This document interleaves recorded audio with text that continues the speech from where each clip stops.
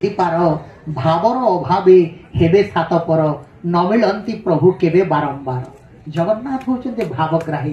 यदि कथारे भाव रहिबनी, प्रेम रे भाव रहिबनी, परिप्रकाश रे भाव रहिबनी, अभिव्यक्त रे भाव रहिबनी, कविता पाठस्यव रे भाव रहिबनी, ताहले प्रेम आसीबो नाही।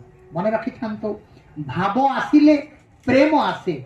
भाव आउ प्रेमर समाहार रे भक्ति तैयारी हुए। आमे कहूने कि मु किछि करि परिबिनी, मु भक्ति टिए करिछि, मोर साधना नाही, मोर कर्म नाही, मोर संस्कार नाही, किंतु मु भक्ति करि देबी। अनेक लोक भक्तिर आक्षरिक शब्द को आमे अक्षर को बुझी न थाओ। आमे भाबो भक्ति गोटे सहज जिनिस, किंतु वास्तव में भक्ति सहज जिनिस नहीं। भक्ति होची सबुठारो कष्ट जिनिस। जे भक्तिर उपयुक्त अन्वय करिछि, भक्ति को जी उपलब्धि करिछि, भक्ति को जी बुझिछि, से मर्मे मर्मे उपलब्धि करि पारिबो।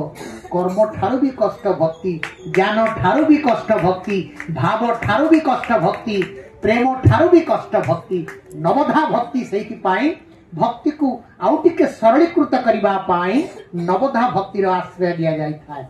तेणु ए जो भाव प्रेमर गीत पाठ कले, कविता पाठ कले कवयित्री आमर बारिक माँ से यथार्थ आज आध्यात्मिक कविता पाठोत्सव तरफ कवि मान तरफ कवयित्री मान तरफ अशेष धन्यवाद।